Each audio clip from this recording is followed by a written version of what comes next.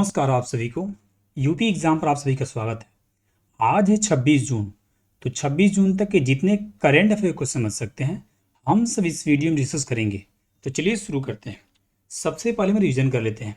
हाल ही में भारत के किस राज्य ने पहली योग नीति शुरू की है? ये शुरू किया गया उत्तराखंड के द्वारा। हाल ही में भारत ने एशियाई पैरा बैडमिंटन चैंपियनशिप 2025 में कितने पदक जीते हैं? तो ये जीते हैं 27। अब तक का सर्वाधिक है। और ये कहाँ हुआ है? तो थाईलैंड में हुआ है। हाल ही में किसे आईआईटी खड़गपुर का निदेशक नियुक्त किया गया है? प्रोफेसर सुमन चक्रवर्ती को नियुक्त किया गया है। हाल ही में किस देश ने हरित हाइड्रोजन उत्पादन के लिए सौर आधारित प्रौद्योगिकी विकसित की है? तो विकसित किया गया भारत के द्वारा। हाल ही में किसने राष्ट्रपति द्रौपदी मुर्मू के भाषणों पर आधारित wings to our hopes volume 2 नामक पुस्तक का विमोचन किया? तो ये किया गया है राजनाथ सिंह जी के द्वारा। हाल ही में कूटनीति एवं महिलाओं का अंतर्राष्ट्रीय दिवस 24 जून को मनाया गया।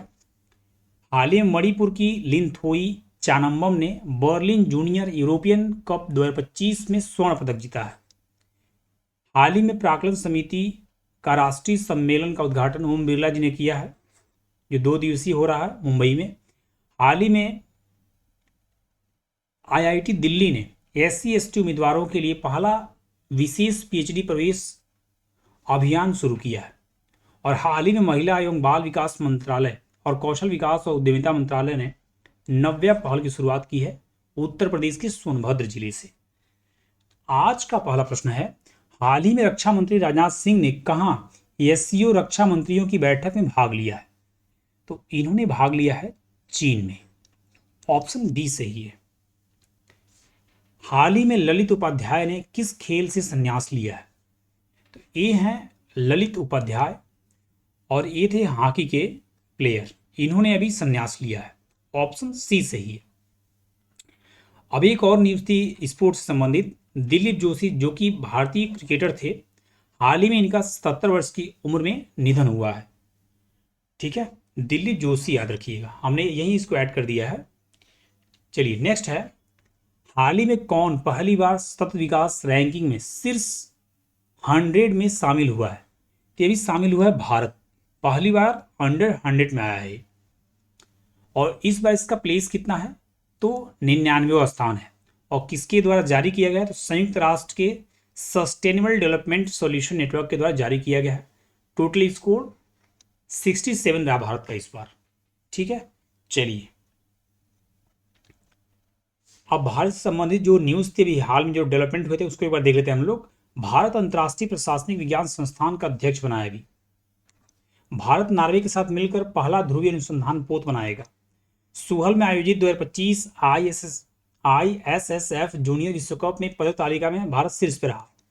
भारत ने दुनिया की सबसे हाई रिजोल्यूशन वाली मौसम पूर्वानुमान प्रणाली BFS लॉन्च किया। भारत दुनिया की चौथी सबसे बड़ी अर्थव्यवस्था बना है अभी। भारत 2025-26 सत्र के लिए एशियाई उत्पादकता संगठन का अध्यक्ष बना अभी। मत्स्य पालन क्षेत्र का भारतीय अर्थव्यवस्था में 9% का योगदान है। भारत ने समुद्री क्षेत्र महिलाओं की भागीदारी बढ़ाने के लिए सागर में सम्मान पहल की शुरुआत की है। ठीक है, भारत विश्व का तीसरा सबसे बड़ा घरेलू विमान बाजार बना है। और भारत तीसरा सबसे तेज बिजली उत्पादन करने वाला देश बना है अभी। चलिए नेक्स्ट क्वेश्चन है, हाल ही में अडानी ग्रुप ने कहां भारत का पहला of grid green hydrogen plant शुरू किया है? तो इन्होंने शुरू किया है, इस ग्रुप द्वारा शुरू किया गया है गुजरात के कच्छ में। ठीक है, ऑप्शन बी सही है। ठीक है, India first of grid 5 megawatt green hydrogen pilot plant in Kutch Gujarat. ठीक है, चलिए नेक्स्ट है, हाल ही में the emergency diaries year that for a leader नामक पुस्तक का विमोचन किया है। ये किया गया है गृह मंत्री एवं सहकारिता मंत्री अमित शाह जी के द्वारा। ऑप्शन सी सही है। ठीक है, तो इसमें जो नरेंद्र मोदी जी थे, इसमें इमरजेंसी के दौरान उन्होंने कैसे काम किया, लोगों को कैसे जागरूक किया, और इसी दिन मनाया गया है संविधान हत्या दिवस। क्यों? क्योंकि 25 जून 1975 को इसी दिन इमरजेंसी डिक्लेयर हुआ था देश में। ठीक है, चलिए नेक्स्ट है, आप जो बुक से संबंधित जो न्यूज़ थी उसको एक बार देख लेते हैं। सुचेता राज खन्ना ने the stars light the way नामक उपन्यास लिखा।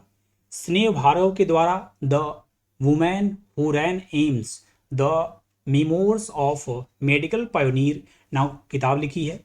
The diary of cricketer's wife नामक संस्करण पूजा पुजारा ने लिखा है। ये चेतेश्वर पुजारा की वाइफ हैं, इनके द्वारा लिखा गया। ठीक है, चलिए। हाल ही में भारतीय संरक्षण सम्मेलन 2025 कहाँ शुरू हुआ है? ये शुरू हुआ है उत्तराखंड में। उसका उद्घाटन किया गया है।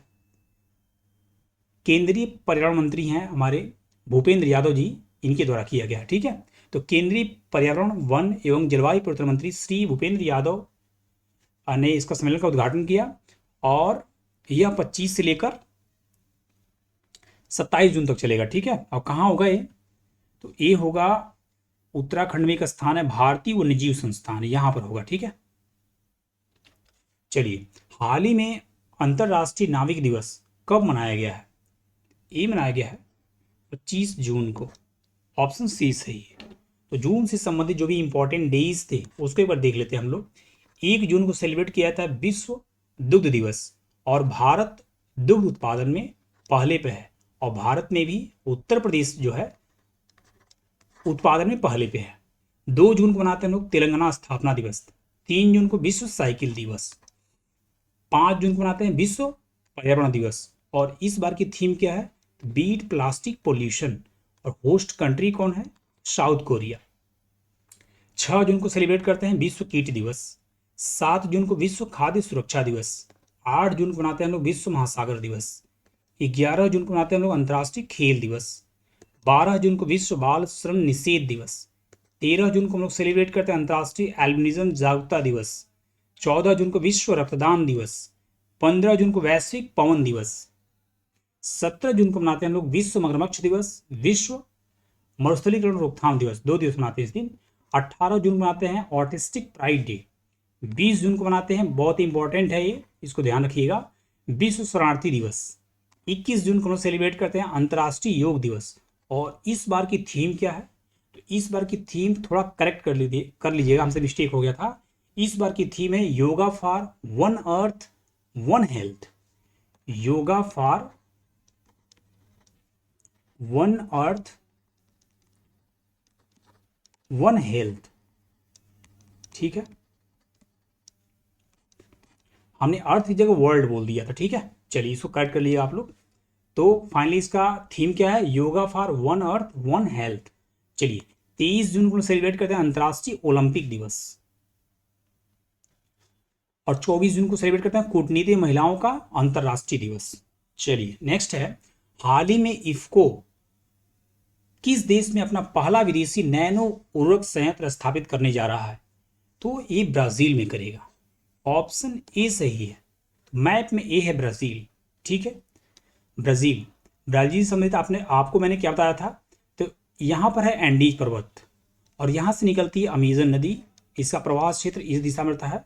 ठीक है, अटलांटिक ओशन जाके इसका पानी जो गिरता है, और यहाँ से गुजरती है विषुवत रेखा, भूमध्य रेखा। ठीक है, और इसका ट्रिक क्या था आपको हमने? तो इसका ट्रिक बताया था आपको ECB, मतलब साउथ अमेरिका में कितने देशों से होकर विषुवत रेखा गुजरती है? तो ECB इक्वाडोर, कोलंबिया और ब्राजील से गुजरती है। चलिए, नेक्स्ट है, हाँ इसमें ऑप्शन में मेंशन किया अंगोला। तो अंगोला ISA पर, इंटरनेशनल सोलर अलायंस पर हस्ताक्षर करने वाला 123वां देश बना। पिछले महीने की न्यूज़ थी ये। निकारागुआ यूनेस्को से बाहर निकलने का निर्णय लिया था। ठीक है, चलिए नेक्स्ट है, हाल ही में 7वें हेलीकॉप्टर एवं लघु विमान शिखर सम्मेलन का आयोजन कहाँ किया गया? तो ये किया गया है पुणे में। ठीक है, ऑप्शन बी सही है। नेक्स्ट है, हाल ही में जारी वैश्विक शांति सूचकांक 2025 में कौन शीर्ष पे रहा? तो शीर्ष पे रहा है आइसलैंड। ठीक है, अब शांति से बात है तो इसको जोड़ लीजिएगा। आइस है तो आइस ठंडा रहता है, तो आइसलैंड पहले पे है, दूसरे पे आयरलैंड है, और तीसरे पे न्यूजीलैंड है। अपना भारत का स्थान क्या है? तो अपना भारत का स्थान इसमें है 115वां स्थान। यह institute for economics and peace द्वारा जारी किया जाता है। तो ये थे हमारे करंट अफेयर क्वेश्चंस। उम्मीद करते हैं कि वीडियो आपको अच्छी लगी हुई तो लाइक कर दीजिएगा। हम लोग टारगेट रखते हैं 20 लाइक का आज, ठीक है। जो लोग नए होंगे चैनल को सब्सक्राइब कर लीजिएगा, क्योंकि इस चैनल के माध्यम से आपको 10 मिनट के अंदर, लगभग 10 मिनट के अंदर जितने करंट अफेयर हैं उसको शॉर्ट टाइम में कवर कराया जाता है। आप इसको 2x मोड में करके जल्दी भी देख सकते हैं, ठीक है। तो इस चैनल से जुड़ना चाहे जुड़ सकते हैं आप लोग। जो भी फ्रेंड्स आपके गवर्नमेंट एग्जाम की तैयारी कर रहे हैं उनसे आप शेयर कर सकते हैं। फिर मिलते हैं नेक्स्ट वीडियो में। Thank you guys for watching this video. Thank you.